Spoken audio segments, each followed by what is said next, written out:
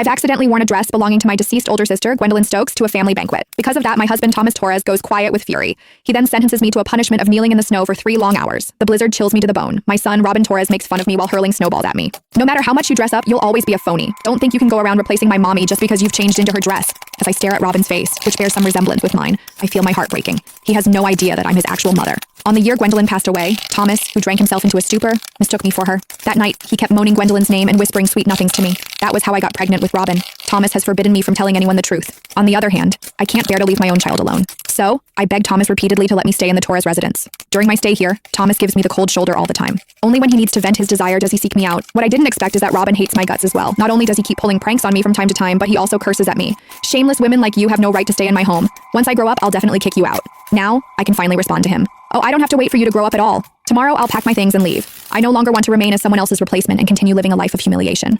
This time, I'm going to pursue a life of my own. During a family banquet, my dress was slashed by my husband's mistress, Erica Glover. She acted surprised. And though she apologized, the mockery in her eyes was unmistakable. I'm so sorry, Winnie. It was an accident. Maybe you should change into something else. Biting my lip, I rushed back to my room and threw on the first dress on the top shelf of the wardrobe. It never crossed my mind that the dress belonged to my deceased sister, Gwendolyn Stokes, since I had never seen it. My husband, the usually composed, stone-faced CEO of Torres Group, Thomas Torres, completely lost it the moment he saw that dress.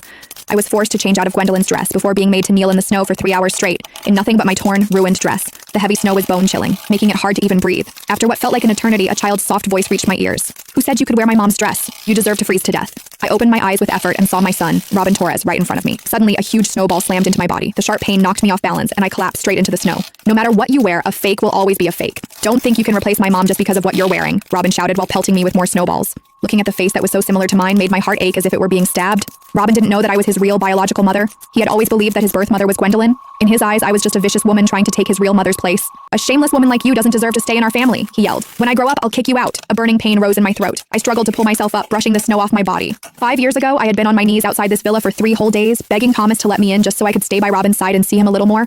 But as I stared at the look of disgust on Robin's face right then, everything I had endured felt utterly meaningless. You don't need to wait until you grow up. I gave a faint smile, deciding to pack up my things and leave on my own tomorrow. I was done being a substitute, done living a lowly, humiliating life. This time, I was going to live a life that was mine alone. After kneeling in the snow for so long, I blacked out after only taking a few steps. When I came to, the white ceiling and Thomas's face came into view. He'd returned to his usual stern composure. With a cold expression, he set a steaming bowl of tomato soup on the bedside table. Have you learned your lesson? I stayed silent and kept my head down, refusing to meet his eyes. My knees still ached, and after 3 whole hours of being out in the cold, my throat hurt so badly I could hardly speak. Thomas remained unbothered as he stirred the hot soup idly. In the Torres household, mistakes come with consequences. That's the rules, and there are no exceptions. Rules. That was the word he said most to me ever since I arrived at this place.